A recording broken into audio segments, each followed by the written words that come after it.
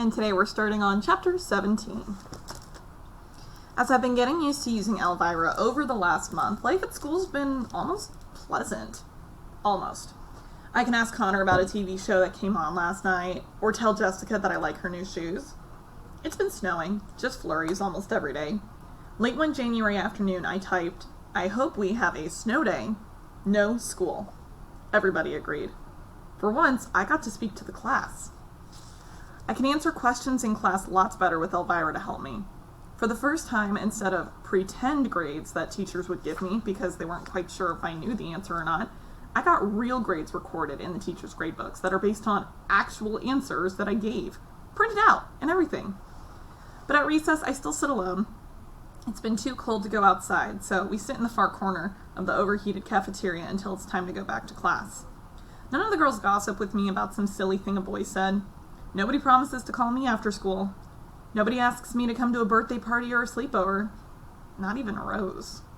Sure, she'll stop and chat for a minute or two, but as soon as Janice or Paula calls her to come over and look at a picture on her phone, Rose will say, "I'll be right back," and then skip away as if she's glad she had a reason to cut on me.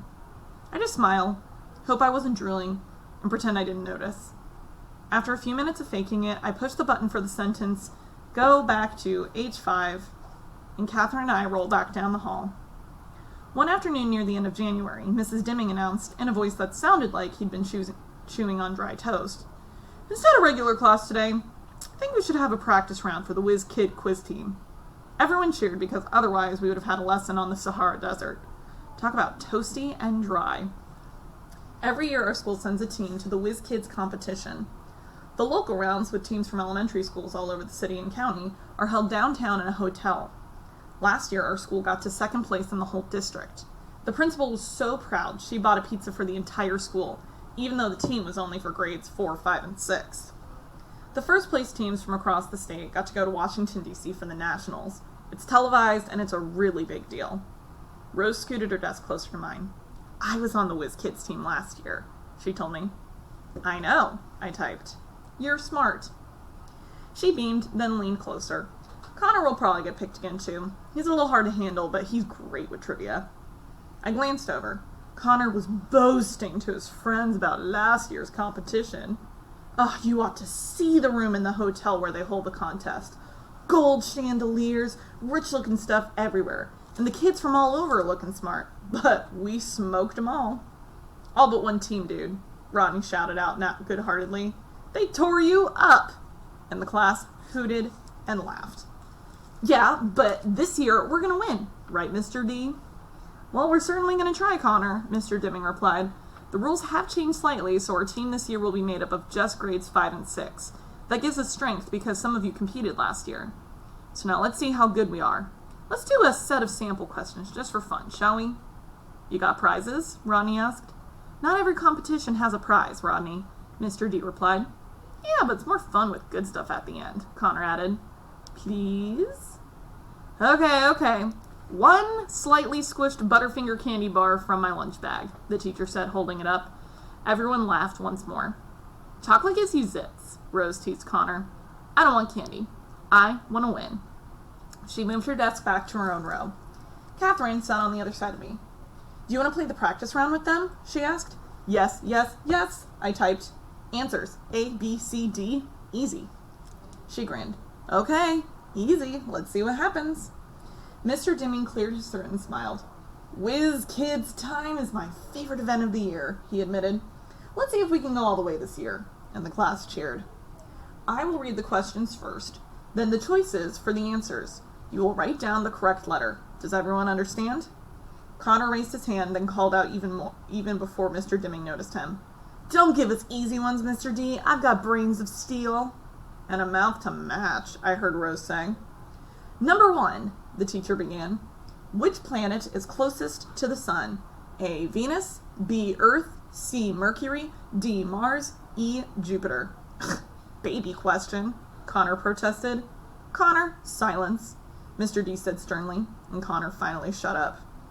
I pushed the letter C on my machine and waited for the next question. "Number 2, Mr. Dimming continued. How many sides are in a heptagon? A, 4, B, 6, C, 7, D8, E9. I typed the letter C again. Would the same letter come up twice in a row? Why not? I knew I was right. Question number 3, Mr. D said. How long is one term for a U.S. representative? A, 1 year. B, 2 years. C, 3 years. D, 4 years. Or E, 6 years. This one could be tricky. Seems like the same politicians are on the news all the time, but I typed B as my answer. Mr. D gave us 50 questions in all. Several were math problems, others had to do with science and grammar.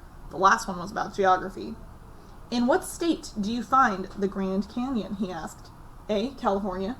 B, Arizona. C, South Dakota. D, Mexico.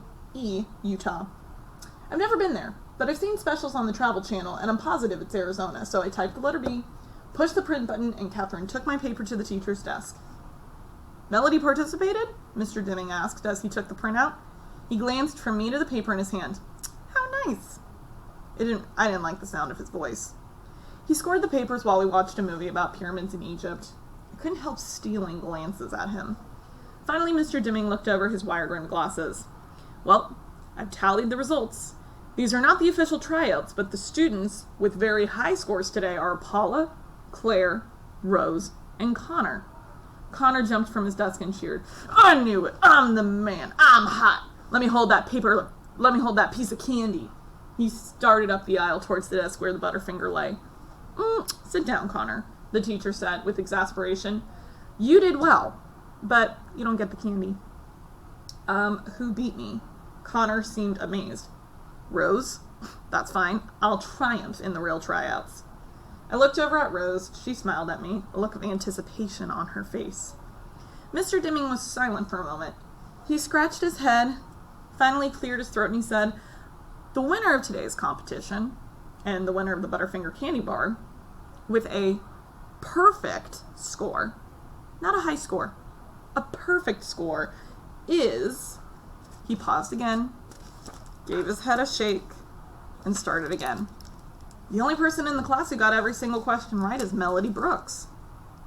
Dead silence. No cheers. Just look of disbelief. No fair, Molly blurted out angrily. Melody's got a helper who whispers the answers to her. She must have cheated, Claire added loudly. Catherine jumped out of her chair and stormed over to Claire and Molly were sitting, her new black leather boots clicking on the tiled classroom floor. I did not help her. Did it ever occur to you that she might have some smarts of her own? She can't even sit up on her own, Claire replied, her voice petulant. What your body looks like has nothing to do with how well your brain works. You ought to know that by looking in a mirror. Oh, she got you, Connor said. That got a couple of laughs, but most of the kids were looking around uneasily. No one looked at me. Claire said nothing in reply, and I guess Molly decided to shut up as well. Catherine returned to where I sat, but the whole thing made me want to crawl under a table and disappear. Mr. Dimming raised his hand for the class to be silent. Melody, please come up and get your piece of candy, he said. I'm very proud of you and your efforts today, and your classmates are as well, so let's give Melody a round of applause. Everybody, except maybe Molly and Claire, clapped as I rolled slowly to the front of the room. The sound of my chair's motor whirred softly. They couldn't hear the sound of my thumping heart, though. I figured the teacher offered me the candy to shut up Claire and Molly and to make me feel good that I accidentally got all the questions right, but it wasn't an accident. I knew all of them. Every single one. Mr. Dimming placed the candy bar on my tray. Good. At least I wouldn't have to worry about dropping it in front of everybody. I rolled back to my place with my head down. I'm so proud of you, and you should be too, Catherine whispered, holding her hand for me to slap, but I didn't move. Not, I typed. Why not? You beat them all.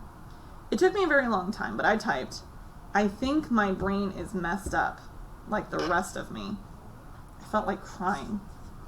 Then we'll just have to study and show them that they're wrong, Catherine said, a hint of defiance edging in her voice. Why? I asked. So you can be on the quiz team, she told me. Never happen, I tapped. Just as Catherine was about to reply, Mr. Dimming announced that the official tryouts for the quiz team would be held in 1 week. Many of you scored quite well in this practice round, he said, But remember, you'll have to compete against the 6th grade students as well for the real competition. Go home and study, because only the best will be chosen. Like me? Connor yelled. If you qualify, Mr. Deming told him. I'm taking a winning team to Washington, D.C. this year. Are you with me? Yeah, the class yelled. I was amazed they get excited about studying for anything, but he rallied them like a football coach. Are you willing to study so we can be on television? Oh, yeah. Are you going to buy a new suit if we win? Connor blurted out, and Mr. Deming actually laughed. Ha, that's a promise. A new suit, maybe blue, with a red satin vest. The whole class broke out in laughter and applause. Then let's do our very best, Mr. D said. I'm going to create extra challenging questions so that we will be stupendously prepared this year. Well, he's already starting with the big vocabulary words, I heard Molly whisper to Claire. Hard questions? Connor whined. Look at it this way, Mr. Deming told Connor. If Melody Brooks can win the first round, then my questions must not be difficult enough. We're all going to rally to win the competition. Everyone cheered, except for me. Yikes. That was not an awesome thing to say about Melody. If Melody can win, the questions must not be very hard. Jeez. Whew, okay. Well, that's the end of chapter 16. So, add a response and answer the question.